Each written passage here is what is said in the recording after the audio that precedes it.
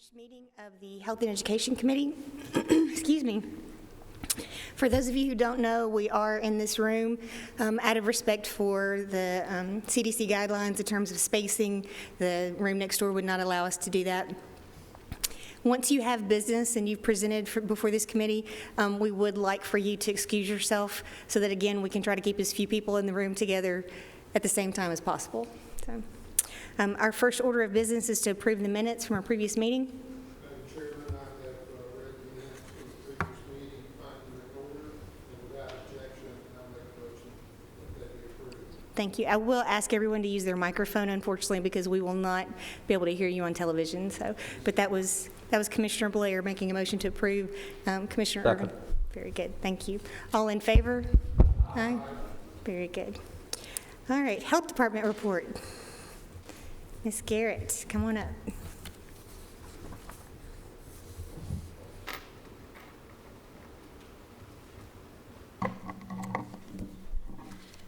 Good evening, Commissioners. I bring to you our February report of patient encounters and visits at the local health department.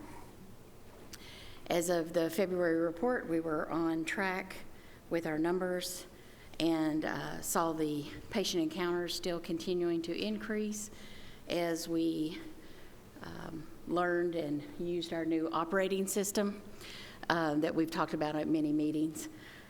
So this is our February report. We also talked a little bit last month, and again, I'll touch on this month. Our big community baby shower was in February, where we did tons of outreach and education for expectant families and in our community. And like I said, we talked about that a little bit last month, gave you some of those numbers, just touching base on it, because it was the first Saturday of February when we did that. I'm sure you're going to have lots of questions for Ms. Garrett, but do you have any specific questions on this report? Okay. Okay. All in favor? Very good. I have one question, Ms. Garrett, before we get started. On the dental, have you suspended your dental care currently? Or I know there's been some indication of that. Yes. Okay. Okay. They're being redirected to other essential work in our health department. Okay. Very good. We don't do any testing, virus testing. So just a little clarification about testing. There's a lot of questions and concerns about it. What happens in our healthcare system is you don't go to your doctor and tell him what kind of test you want. You go to the doctor and he or she does an assessment. And based on their medical knowledge, they determine if a test is needed. So that is happening all across our county. What we recommend is people to call their primary care doctor. If they don't have one or they have questions, they can call the health department, and we'll kind of help them navigate the waters of where they need to go and be. We do assessments and screenings all day, every day as well at the health department, but so do many doctors in town. They're not testing sites, they're seeing their patients, assessing them, and determining if testing is needed, just as we do at the health department. So I think a lot of people have a lot of confusion about it and what to do. Monday through Friday, 8 to 4:30, call us at the local health department right in Murfreesboro. We've got a bunch of people answering the phones to help them, number one, get screened or assessed to see if that's needed, where they need to go, see if we perform the test. So I think it's just important for people to understand that right now it's not recommended for mass screenings and testing. It's recommended that we screen and talk to the patients individually. So they need to call 898-7880 Monday through Friday, 8 to 4:30. We've also posted on our website the after hours number. There's two now 1-800 numbers posted on our website that you can call after hours from 10 a.m. to 10 p.m. for guidance. If you have concerns after 10 p.m., and there are medical concerns, as always, you shouldn't wait to do a phone call. Go to your emergency physician or seek care that's appropriate. So it's a long answer to a short question, but it's really kind of complicated and confusing to the public. So I'm trying to make sure people understand the difference between assessment and testing and why we don't just do mass testing like you might have seen in other countries. That's not what's recommended now for our country in the phase we're in. Guidance, public health guidance is changing pretty much daily. So things that I might be able to give you guidance on today, it might change a little bit tomorrow, it might change a week from now. So that's why we're saying just reach out to us. That's what we're here for. And, I think we talked to over 200 people today on the phone alone, just about specific questions about testing. We took many, many other 100 phone calls from people who just have concerns or questions and answered those for them. I'm sorry, Commissioner Phillips, can you use your microphone? Sorry.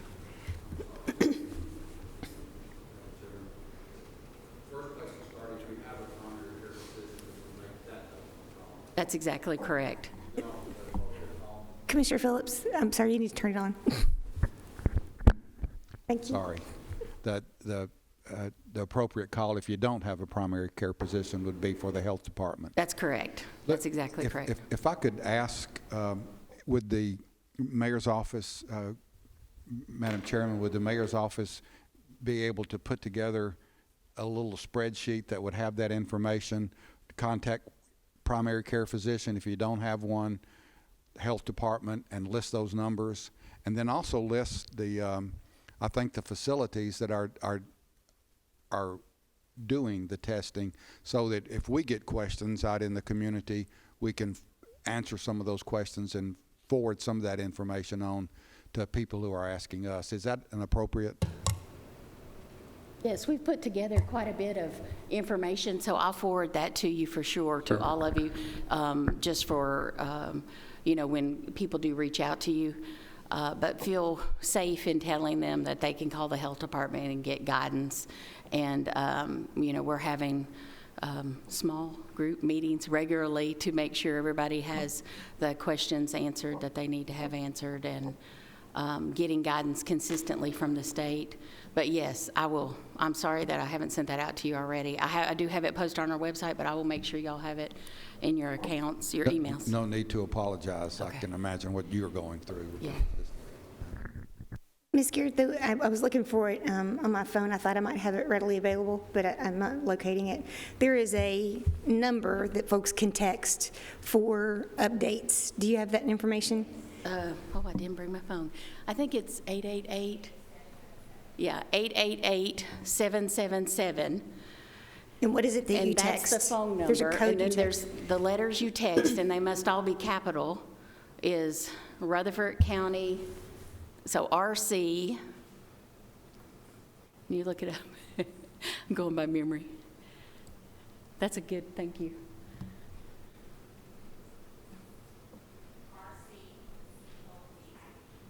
RCCOVID. So if you text 888-777, and then in capital letters, RCCOVID,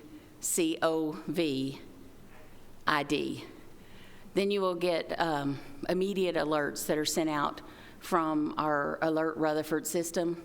And there's many of us who are giving information to that system to be pushed out. And I signed up myself, and it works very good. So thank you for reminding me to bring that up. That's a good point. Another way to stay well connected in these times, we can push out information to you quickly. Yes, sir. Yeah, I think I looked on the website this afternoon, and all that information is there. I have a question on reporting, so that I understand that. The numbers that were pushed out this afternoon from the Yes, sir. governor's office, Yes. that 13, they're doing that by county of residence. Am I correct? Yes, that's correct. There has been some confusion about that. Like if you were in Nashville and got tested, did that count as your number up there? No, it's where you live. So those numbers are residents of Rutherford County, and it was 13 at 2 o'clock today. Thank you. Yes, thank you. It's a good Mr. Mayor. question. Thank you, Madam Chairman. let me take just a few moments to brief the committee. And Dana and I have been talking daily, even over the weekends. Also, myself and all the county mayors have been talking daily, some communications, because we're trying to act together. We're planning some probably a public service announcement sometime Friday morning. We're going to get together and tape and show unity among all the mayors. If I could take just a moment and explain some of there was some confusion on the locations that was published in last Sunday's paper.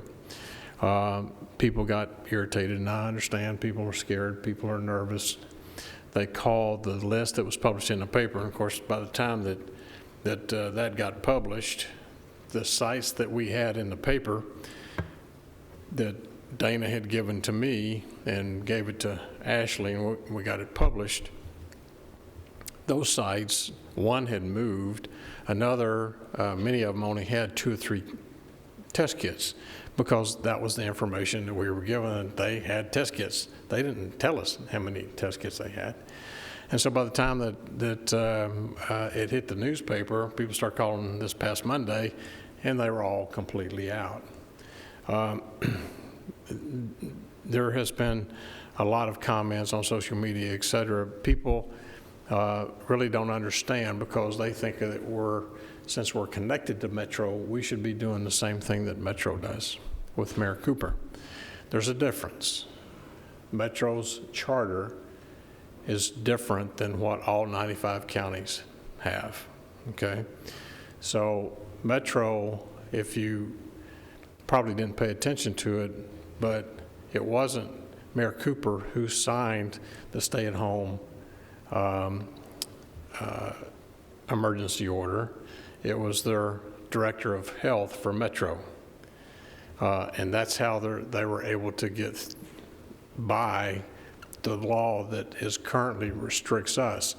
I don't have the authority, county mayors do not have the authority to make that call, because we're a subdivision of the state.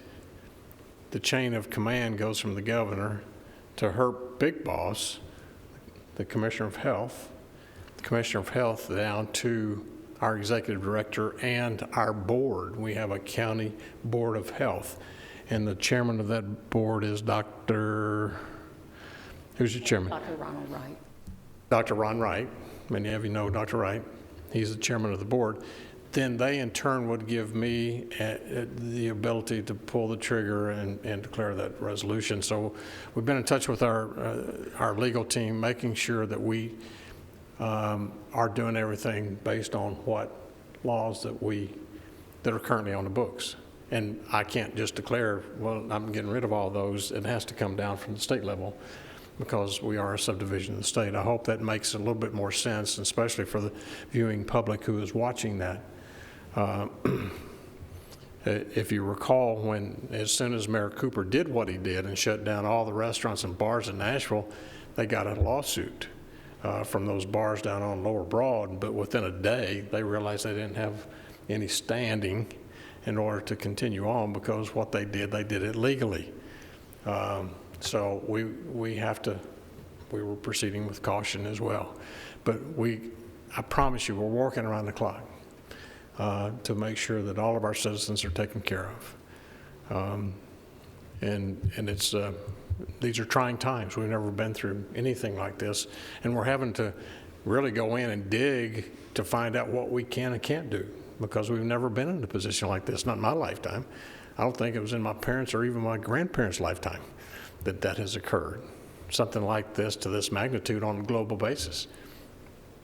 Might have been my great-great-grandparents when the Spanish flu came in the 1900s, early 1900s, but there was no social media. There was no anything that we're going through today, and the information travels so quickly, and so many people are so quick to criticize. But there's a lot of moving parts. I was able to make a connection from someone who just moved back from Georgia to Murfreesboro, because his daughter is a great softball player, And Corey Cipolla works for Ignite Health. Wants his daughter to play baseball. She's at Siegel right now and wants to play at MTSU. And so they moved back for that purpose and going to try to get their headquarters to move back here. Well, he contacted me and said that because Ignite Health is a not-for-profit Christian organization that help on health benefits and et cetera for different groups, businesses, industries, and even governments, they had a connection with 3M. He texted me on Sunday night and he said, our connection can get you as many masks as what you need. I took that information with the contact number of who to contact at TEMA. I texted it to the governor. The governor got it the next morning, Monday morning of this week, and they signed a contract and he bought 1 million+ masks through that connection. And I said, well, as long as we get our fair share back in Rutherford County from our connection, all I was doing, everybody is trying to do everything they can. I talked to Mr. Spurlock, gosh, I don't know, was that today or yesterday? Time's passing. Yeah, it feels like time standing still sometimes. Things are moving. There's a guy that's got a pressure washing company, and he buys pressure washing industrial grade bleach. He's got 3 units, and he says, we're doing this all over the country. We're all network. He said, we're willing to come to some location and give away free bleach. We'll dilute it down 10-to-1 if people would just show up and bring their dispensers. So first he wanted to put it around the inner circle of the square on Saturday, and I said, we've got construction going on. If the weather's pretty, I'm not sure you'll be able to get on because they're going to be pouring concrete, et cetera. So I thought a good location close to downtown, that would be a good centralized location, would be at Central Magnet. And I called Mr. Spurlock, and he gave permission for him to come and locate Saturday morning. I'll advertise this. We're going to push it out. Saturday morning, from 9 o'clock to 12 o'clock on the side lot at Central Magnet. People can come by. If you bring your own dispenser, you can get free bleach and go spray whatever you feel like you need to spray. It surfaces, anything else. People are coming out of the woodwork wanting to help. There's a lot of moving parts. I know she's getting inundated at the health department. I don't know, the first couple of hotlines that the state had just kind of shut down, which was, we knew that was going to happen because there is such a panic. But we're going to get through this, people. We're going to get through this. We've got to be strong.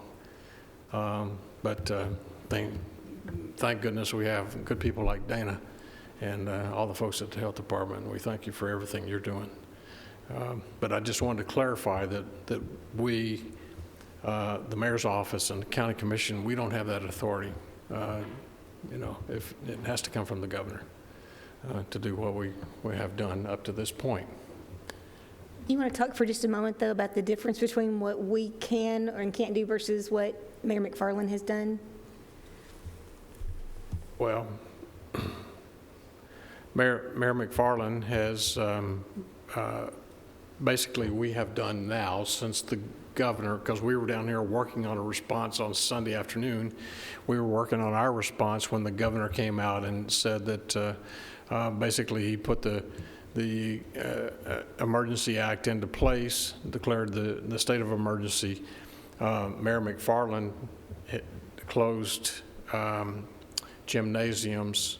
He closed dine-in restaurants and a few others, I believe, on the list. But I think that Governor Lee's, when he issued his, it always trumps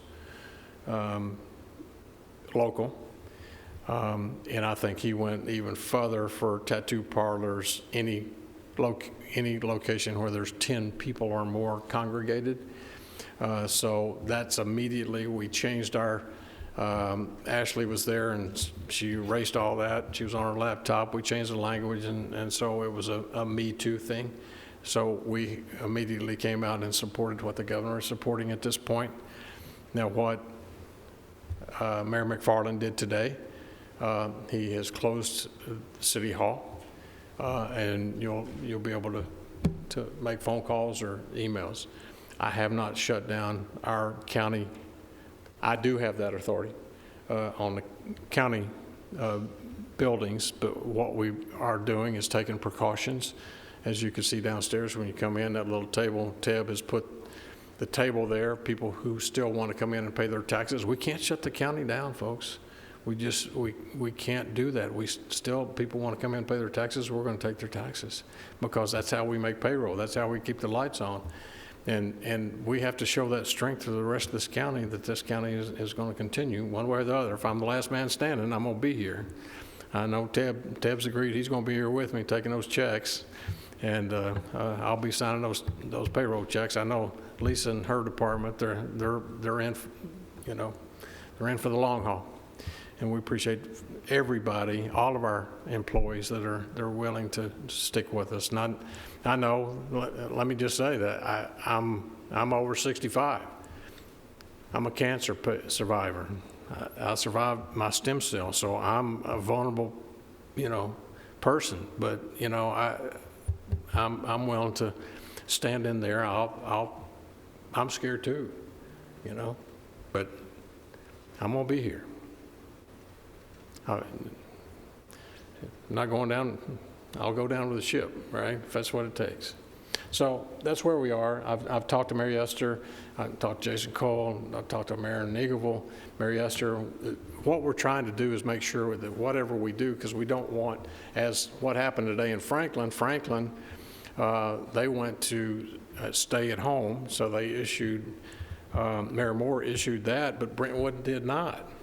So then you got on a few miles in between Brentwood and Franklin, and people are going to start driving. They're going to migrate and go start buying everything in Brentwood instead of in Franklin. So what we want to do in Rutherford County, and we're all working together, making sure that what we do in unison for all of Rutherford County. Thank you. Thank you. Finish on that as well. I mean, I've been very impressed with everyone who's come together and reached out to me for guidance, and their number one priority, all of our elected officials, is, what can I do to help? How can I, make sure our community has what they need and are safe? The hospitals, we've been meeting regular, all the large medical health facilities meeting regularly to figure out plans we can do together and things that we can do together. So to Mayor Kitren's point, it's wonderful to see how our community has come together and stepped up. There is on the Rutherford County Health Department's website, there is a volunteer link. You can go to that and sign up. And once you click on the link, it says medical. If you're a medical provider, you click on that. And if you're a non-medical provider, you can click on that. So that's something as well. That's called our Medical Corps Reserve. And this is a group that we reach out to throughout the years of different types of emergencies or different types of public health needs. So if that's something you're interested in as well, because so many people, like you said, are kind of coming out and saying, hey, what can I do? How can I help? And if you sign up for that, there's a screening process, and the state handles all that for us. I thought maybe I would just answer a couple of frequently asked questions that we get at the health department that I thought some of you or the viewing public might have. We get a lot of questions about patient privacy and communicable disease. So this is kind of our expertise. This is what we do. We deal with communicable diseases. That's what this is considered all the time, regularly. And there are strict rules. Because of patient privacy rights that we're required to protect, we won't be able to discuss cases where they are, where they worked. However, all close contacts during the infectious period of each positive case will directly be contacted by the health department. Please know if you have come in close contact during a positive case's infectious period, the health department will be in touch with you, and then we'll also protect your privacy. So this is a time of lots of rumors and lots of things, but I can tell you we're very well-versed and experienced in patient privacy, and we know how to do that and still do the close contact communications that we need to do with people. Where do we get the answers? We kind of talked about that, and that just referring them to us. I promise we'll connect them where they need to go. What can the public do at this time? It's pretty much, they call and say, what can I do? So if you're willing to want to volunteer or something, you can sign up on this volunteer link. But following all the CDC guidance, social distancing, staying at home when you're sick, practicing good hand and cough hygiene. What do I do if I'm sick? So stay home. People who are mildly ill with COVID-19 are able to recover at home. Do not leave except for medical care, and do not visit public areas. And if you're going to go for medical care, call your doctor and arrange for that to happen. Talk to your doctor about how to treat mild illness at home. Stay in touch with your doctor. Call before medical care. Avoid any kind of public transportation such as taxis, buses, or ride shares. If you have 2 bathrooms and 2 bedrooms in your house, try to separate if one of the persons is sick and have one be a sick bathroom and one be a sick bedroom, and that sick person stay and use those so that even your household contacts are protected. Another question we get, how come our numbers of cases are going up? This is what we expect to see, especially as private labs and the private doctors have started to increase their capacity for testing. So we're seeing a lot more testing, and we would expect to see that those numbers would go up. The best thing you can do is, if you're not an essential worker, stay home, and stay home if you're sick, and those kinds of things. So those are kind of some of the common questions that we're getting asked during the day in many different forms, but kind of at that same content. Are there any other questions? Yes, sir. I think I have to ask this question. Do you need 100 rolls of toilet paper for this disease? Absolutely not. They do recommend to not hoard anything at this point.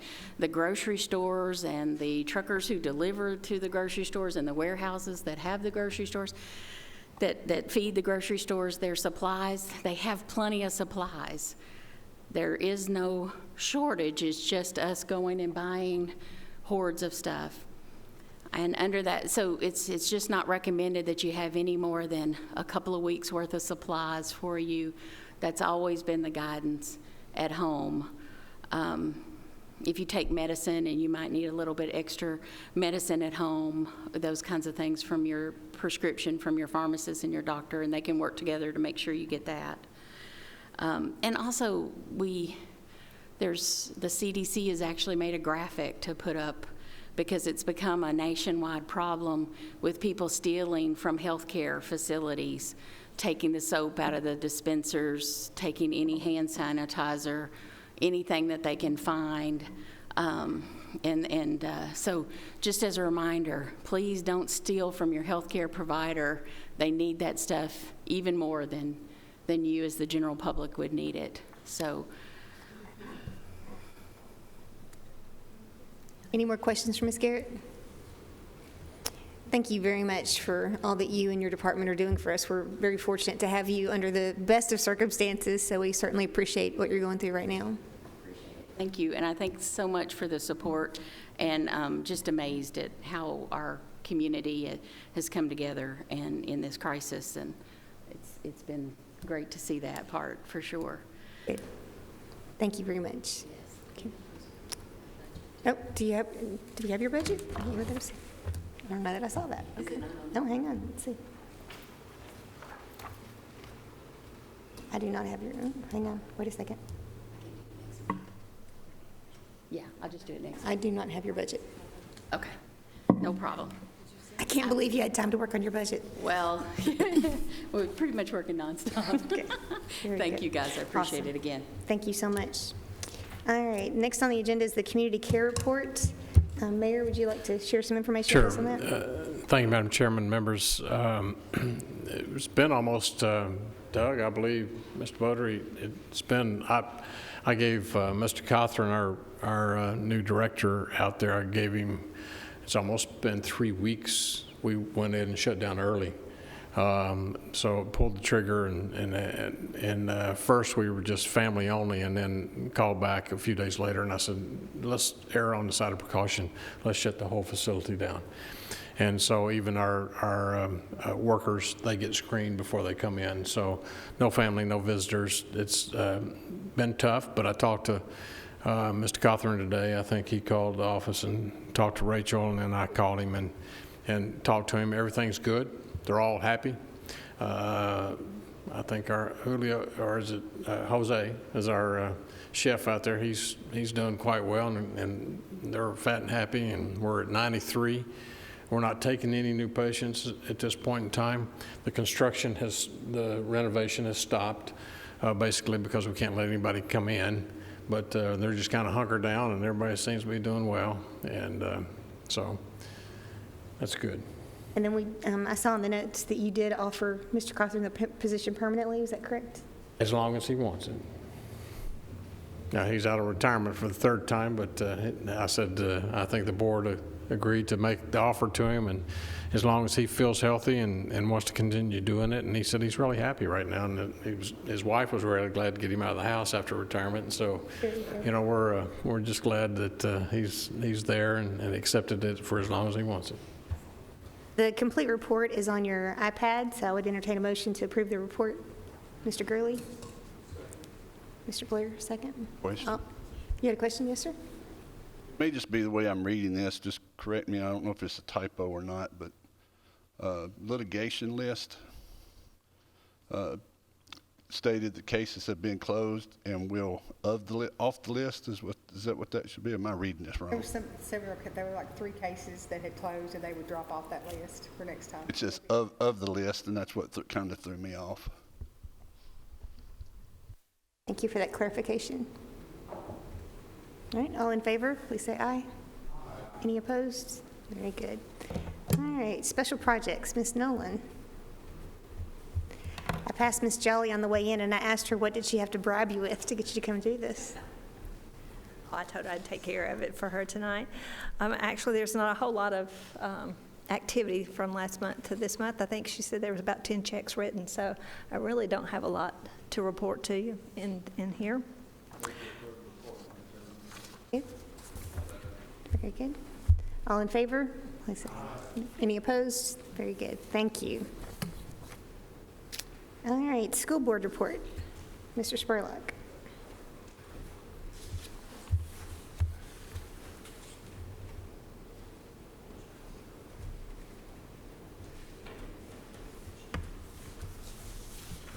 First of all, I'm glad everyone's healthy. Hope you stay that way. We did receive some information from the governor's office about closing schools recommendation.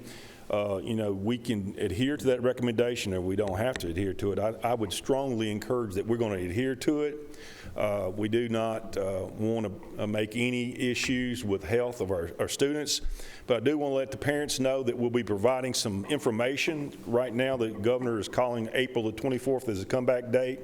However, we're going to be providing some information that's impactful. We'll be talking about things like graduations, proms, instructional material that we'll be releasing on Friday, and also partnering, the State Department of Education is partnering with the public television that will be providing instruction that way also, in order to be meet the restraints of equity amongst our students across our county. All right, we first got two amendments here, starting with number 1, non-payroll budget amendment within major expenditures, functions for the general purpose school fund. Basically, this is a routine cleanup of non-payroll budget amendment with major functions to true up funds within the departments in order to assist with next year's budget preparation, as well as assist with the current budget control. In other words, making sure they understand where their budgets are currently located. Departments that needed additional funds or revenue to balance the expenditure for overages with their department budgets were coordinated health, walking, track, and grant expenditure. the attendance office, attendance software, additional expense we had, and the transportation department, which is additional bus camera equipment and purchases and installation expenses. The attendance office and transportation office budget coverage will be offset by additional lease revenue we receive, and the coordinated health additional funding will be from some grant funds. Recommend motion to approve the cleanup, non-payroll within the major expenditure functions budget amendment. You have a second? Second, Mr. Gurley? You do a roll call.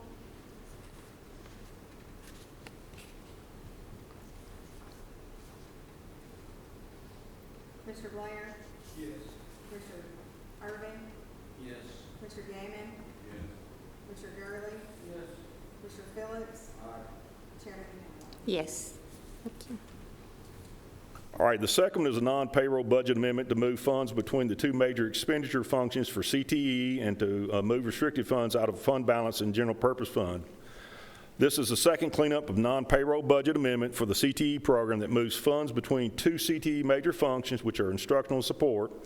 Additional non-payroll cleanup to move donated funds from United Way, Jennings Jones Foundation, the Smyrna Rotary Club to budget for expenditure of funds as requested and directed by donors of Smyrna West Alternative School for their staff development, the needy children, clothing, and teacher recognition.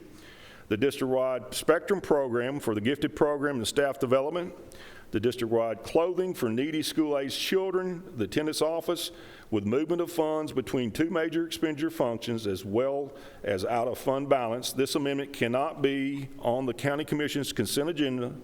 Therefore, it's a separate from the first cleanup budget amendment. Motion to approve the non-payroll budget amendment as presented. I'll entertain a motion. Mr. Blair?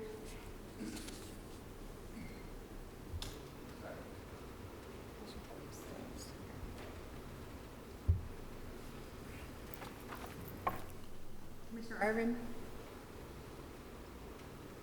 Call the roll. Mr. David Gammon? Mr. Gurley? Mr. Phillips? Mr. Blair? Chairman Allen? Yes.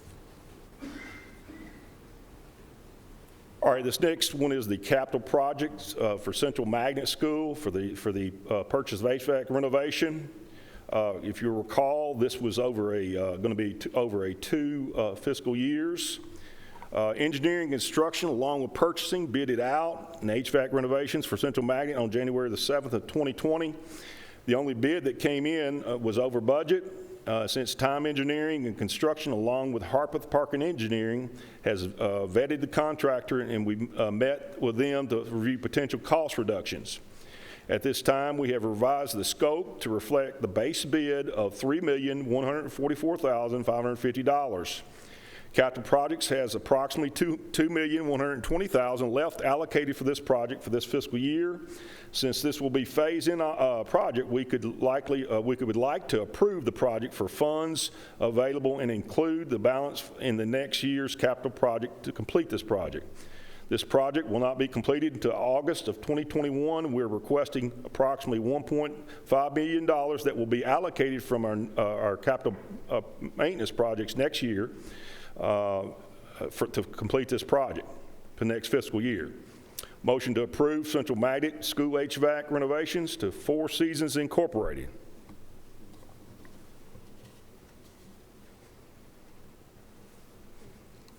Questions? Mr. Gurley? Yes, so this, you have part of the money for this, Yes, sir. but then you're depending on the rest of this funding From our capital maintenance for budget for capital next year. maintenance, assuming that capital maintenance is going to be good for next year. I think right now my concern is that we don't know what next year brings. We don't know where we're going to be going or what we're going to be doing. This is very uncertain times for us as individuals and us as a government. So I'm open for other comments, but my inclination is to push this aside and defer this until we have a better idea of where we're going in the coming months. I know you've got a bid and everything, but there may be some things that come up. I mean, things like if we're back in school, HVAC and stuff like that, but gym floors and track maintenance and that type of thing, to me, may have to get pushed back. There are things that have to be, stopping leaks in roofs for schools to function. There are things that don't have to be. Yes, we would like to do this, and if this were normal circumstances, I would vote yes on this. But I'm open to hear from my fellow commissioners. My inclination is to defer this. It wasn't a motion yet. Mr. Lee, can you come just talk to us a little bit about the scope of this project, and has it been started, and what's its, I'm certain it has need. Can you describe its need for us?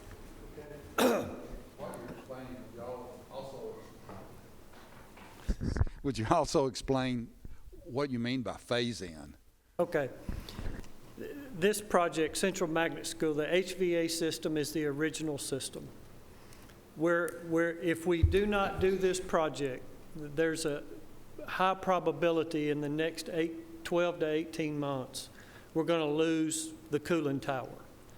We had that budgeted 2 years ago, and we took it off to take the money to Blackman High School because Blackman's cooling tower failed. So we took that money and moved it over there. This year, we had $2.5 million budgeted for this project in our capital projects this year. The reason we have $2.1 million left is because we had to take $380,000 of it to replace a chiller at Blackman High. So we... Go ahead. Yeah. Okay, I thought you had a question. I do, but go ahead. All right, so we still have a cooling tower at Central Magnet that we've got a Band-Aid on.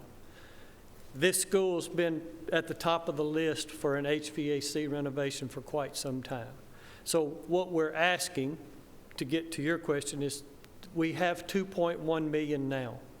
They cannot complete the job all at one time. Like a new construction job, you would go in, build the entire system, and you would bring it all up at one time. We're moving away from the chillers and the cooling towers to an RFV system, which is more compartmentalized so that we can do it in steps.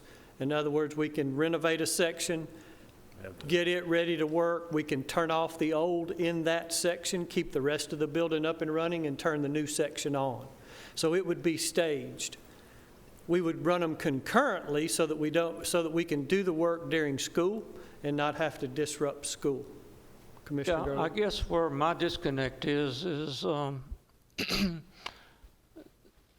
I just mentioned a minute ago things like keeping HVAC running and all that, but I'm not connecting gym floors, track renovation, and teacher training centers and so on. Doesn't have anything to do with this motion. right, Doesn't have anything to do with this motion at all. This is a totally separate deal. The 2.1, all we're asking is that we can start the project now and use the 2.1 that's already allocated. When we come back next year with or in the coming months with our capital projects budget, which would be next year, which is getting to your conversation, we would have to put this in there in lieu of possibly doing tracks, gym floors, and that sort of thing. This would take priority. It would be on the list, and we would have to complete it with our capital projects next year. Okay, I'm getting a little better understanding. I mean, the Central Magnets HVAC system we've been discussing for Yes, sir. a year or better. We've come forward and said the same thing last year about this time. We said when we did it, we would do it on one fiscal year carrying over to the next fiscal year. Right, and I remember that well. And so clarify me when I've got here on my iPad an amendment that moves funds from capital projects. That's this year's capital projects where we've already got projects approved, the money that we're spending this year. And we've had some come in lower and some come in higher, and we'll address that as a separate entity. That has nothing to do with this at all. The 2.1 million is in the budget that you're looking at. We are going to discuss in a minute moving money in this year's budget where we had a number of gym floors, and that money that we had budgeted for it came in, our bids came in lower. So what we have done in past years is that we would go ahead and pick up the first school or two that would have been in the next year, and we used those monies that were allocated for gym floors to go ahead and do one or two more. That's in money that's already budgeted, already approved, ready to spend. This motion has to do with allocating or allowing us to start the project using the 2.1 we have now and committing that we will put 1.5 to finish it in next year's capital projects. Yes, sir? Does that include the property out on Highway 96? No, sir. Has nothing to do with it at all. The 5.170? Commissioner Irving, use your That's microphone, please. something- Sorry. The 5,170,000 is not the land out on Highway 96? That's building program. This is capital projects. They're two different entities. Blair? From what I recall, Central Magnet has been hanging by a thread for the last 4, if not 5 years, and we've really been fortunate to escape a complete system meltdown. And I don't see how we can delay this any longer. And if I understand what I just heard, we'll take care of the 2.1, and then this will transfer over to be a priority for the capital projects for next year. 1.5 difference, yes, sir. That would be correct. So I just can't see how we can delay this, because we have 1,200 plus students that will just melt if we don't get this completed, and it's not going to get any less expensive to repair. Let me just add one thing. We have a budget set for this year already. We have serious concerns that the budget that we set for this year, ending in June, will be able to fund, simply because of what's happening in the world right now. Our revenue will probably, I don't know, it'll go down half or more over the next few months. So I'm not even concerned about what we're going to be doing next year. I'm really concerned about how we finish out this year. And it may be scheduled for a meltdown, Commissioner Blair, and I understand that. Please believe me when I say I understand that. But if revenues come in this year way below expectations, and I mean way below expectations, how are we even going to be able to afford, let alone the $1.5 million that we're talking about approving for next year? That's my concern. Commissioner, I think we all have concerns.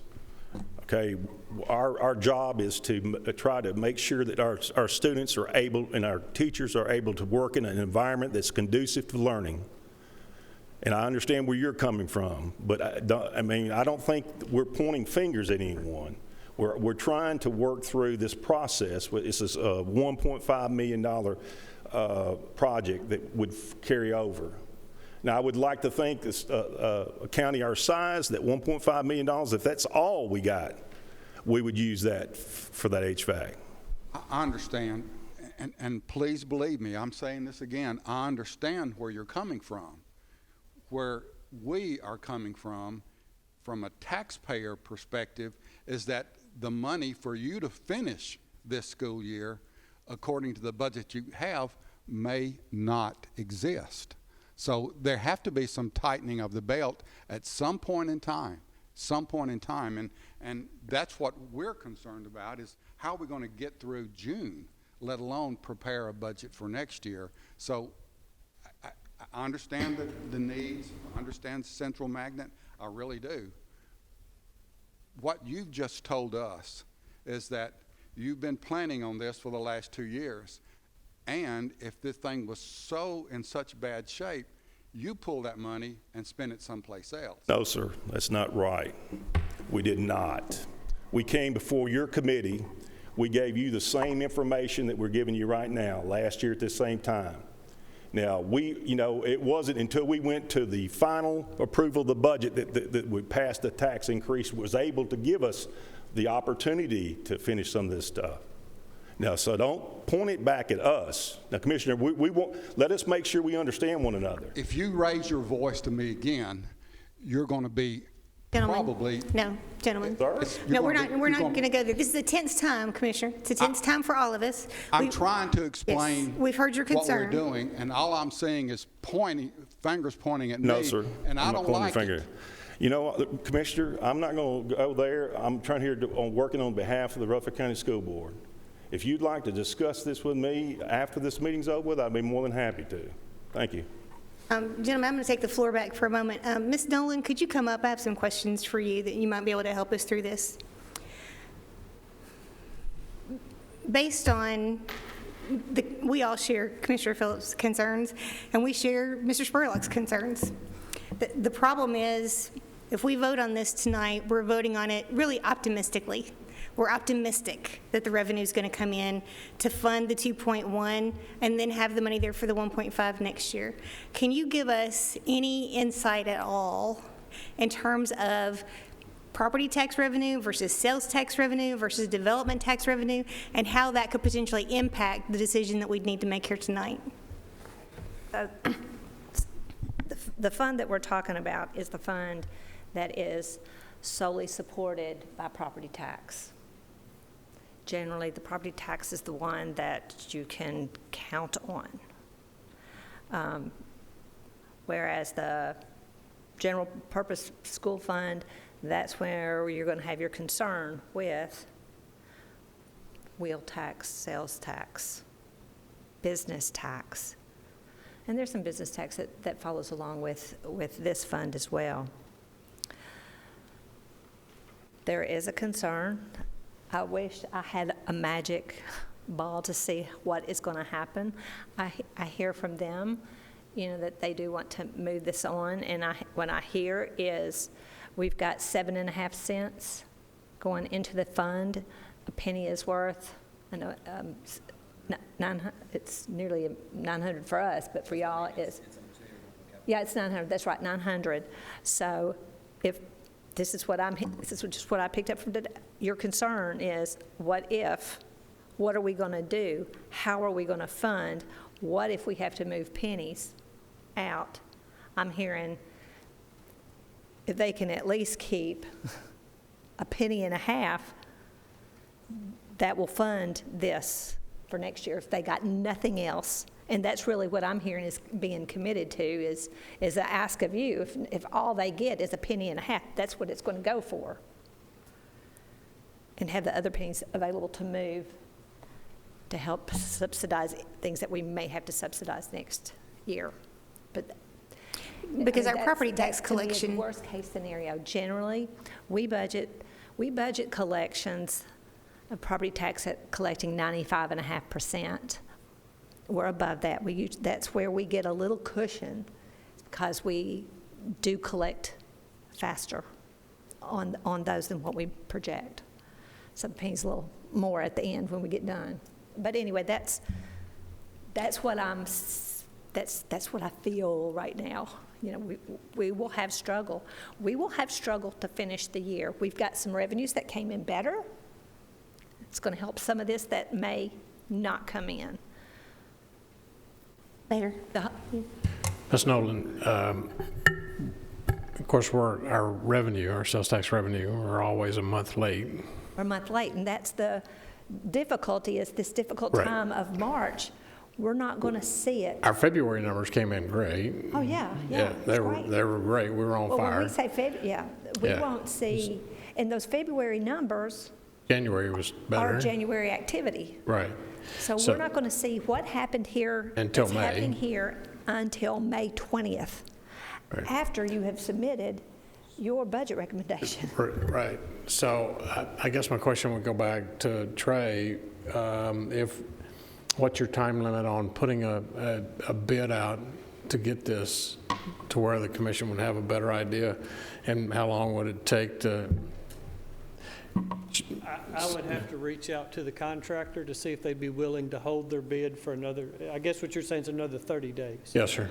I can reach out to them and ask them if they, typically, we ask contractors to hold their bids for 45 days. Industry standard's 30. Well, They've already held it beyond that. Well, these are, I understand. these times are. And all I can do is call them and ask them if they, and I think they may agree. I don't know. think you would have had any pushback from this commission if we'd had this discussion 30 days ago. I mean, things have just, our world just, everybody's world is turned upside down. And I think if we could maybe, with precaution, go another 30 days to where we felt like that, you know, the president's calling for everybody to go back to work by Easter, another 30 days, things might change.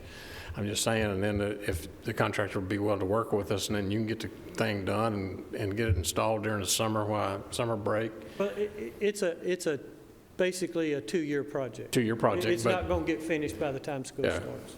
Well, I was going to ask you about the original, you said it was original equipment. It wasn't what was there when I was there, because we opened the windows. Well, the windows have been closed now. They're fixed now. We can't do it. Now, the heating units that were in your classrooms are still there. Still there? Yes, sir, and we're still using them. All right. Commissioner Gurley? Yeah, I really think our Director of Finance just indicated that we're really not going to know the impact of this until, the first impact until May the 20th. We will be meeting so I would go to the contractor and ask for a 60-day extension. Let us come back and revisit this.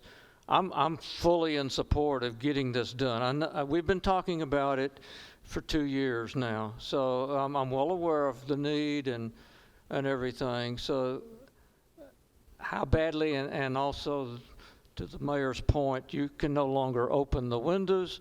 You know, when we were in school, you didn't have air conditioning.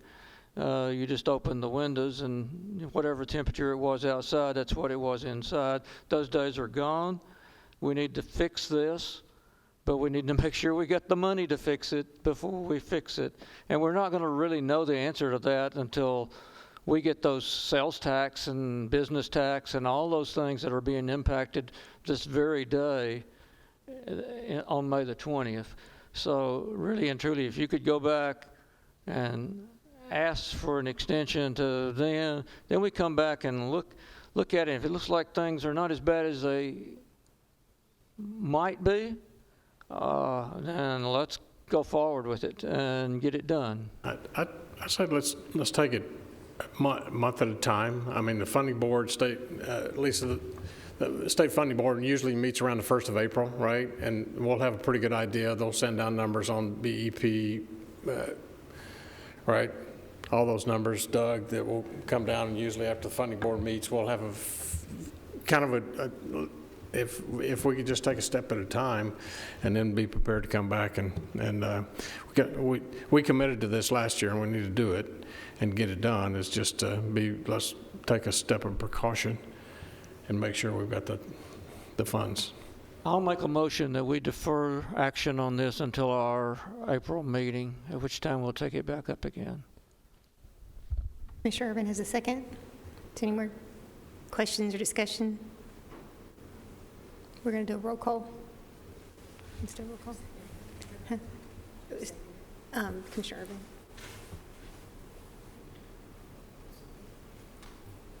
Commissioner Blair? Yes. Commissioner Irvin? Commissioner Gurley? Yes. Commissioner Gammon? Yes. Commissioner Phillips? Aye. Chairman Allen? Thank you, Mr. Spurlock. Can you continue? Okay, since we want to be respectful of your time on the capital projects, the movement of things in 177, we're going to request that you defer that until further notice. That was the cleanup, funds available to use on next year's projects.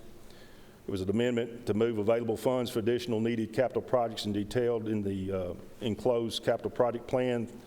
This was for some projects that we will get started on that were actually on the 2021. Since the commission, since the Health and Ed Board commissioners feel like that we need to look at, we would request that you table that. Thank you, sir.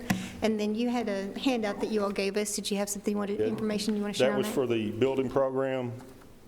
Okay, I'm assuming we're probably the same situation with the building program. We were looking at the building program, and this was approved by the Board of Education on February the 24th. And it included 3 projects. One was the Tan Oaks Elementary School to be opened by 2021. The Laverne Middle Addition to be opened by 2021. And it did include the Roy Waldron addition. However, going back, it had been on there for a long time, going back and looking at it, Roy Waldron is not necessary at this time. I just suggest that you look at the numbers that we've given you. It indicates those that are above capacity and those that are extremely above capacity. Any questions?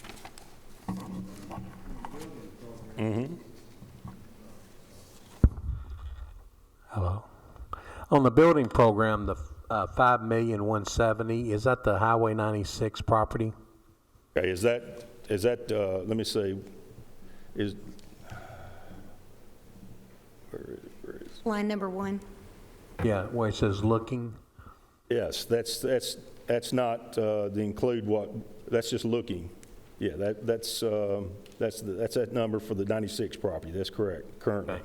But isn't that figure that you've got for the land, I mean, what about the sewer system? Sewer system's going to cost I think that's all. $2 million, isn't it? Typically, the sewer system comes in with the building and the site package. We don't bring that forward with the purchase of the land. That $5 million that's showing there Testing.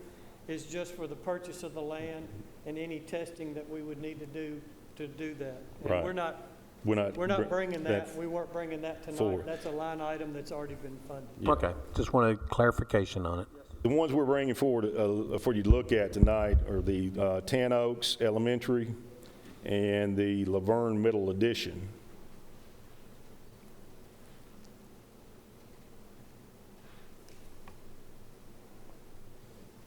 Do you have any update on the testing that you've been doing on that property?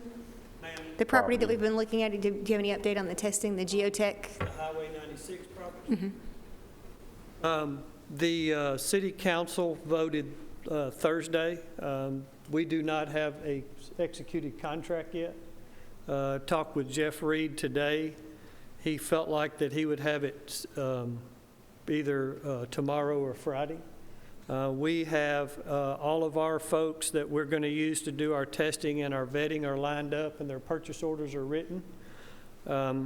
We have a meeting, I have a meeting scheduled with them for 7 o'clock Monday morning.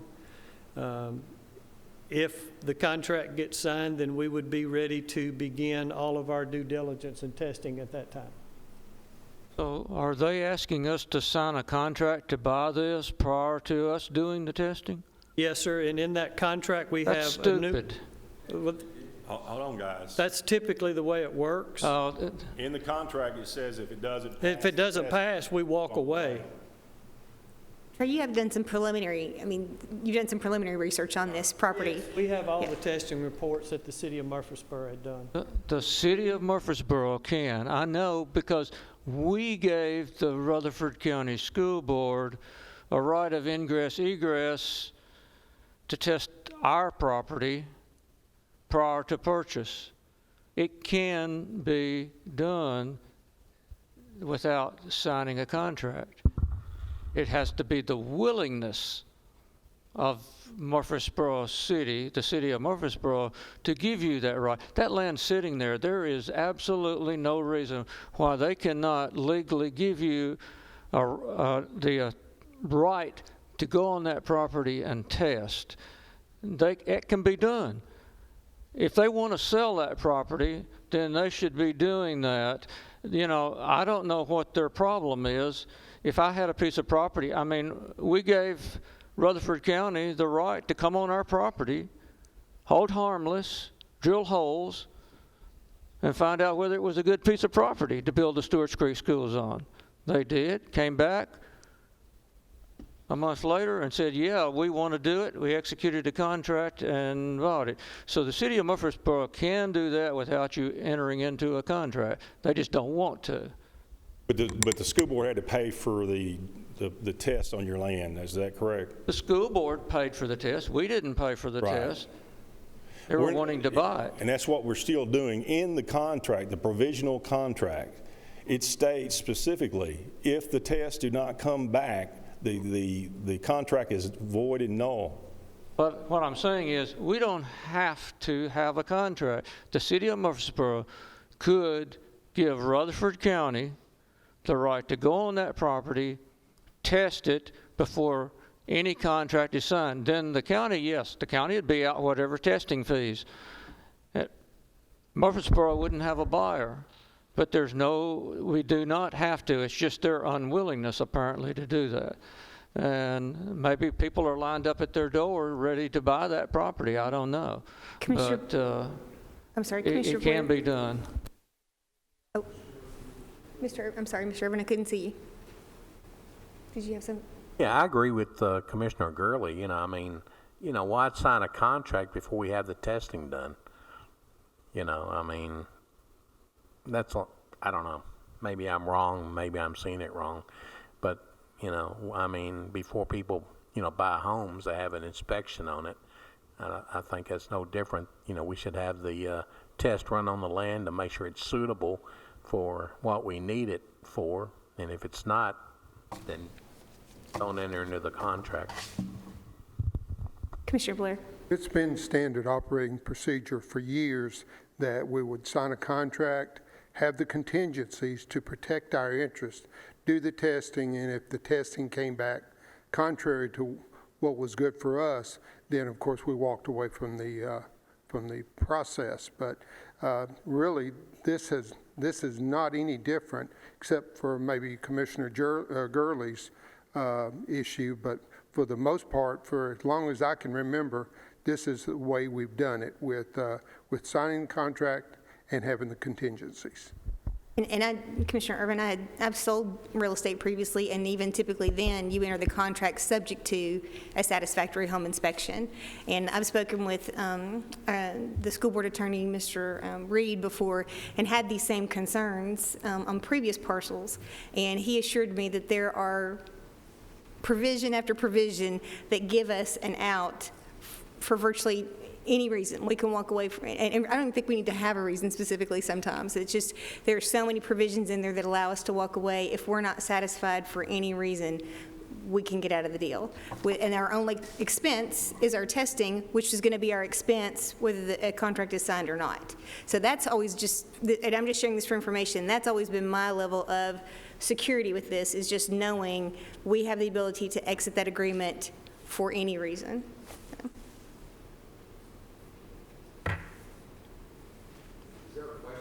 Yep.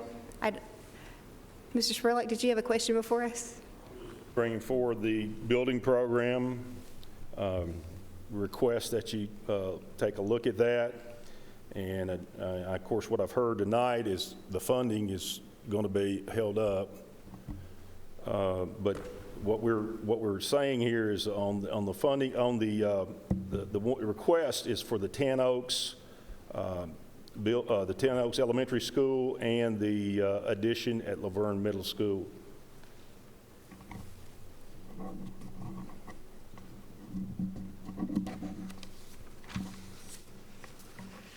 Are you wanting a motion to approve those two, or you just want to take them under advisement at this point? Yeah, I might as well go ahead and get it in record. Motion to approve purchase, or excuse me, the building, the bond, go to bond market in enough funding to fund the building of the Ten Oaks Elementary School and the addition at Laverne Middle School to be opened in August of 2021.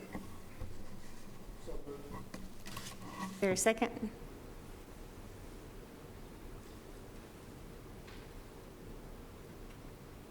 All right, motion dies for lack of a second. We will take this up again next month, I assume. All right, thank you very much. Thank you. We had some announcements on meeting dates.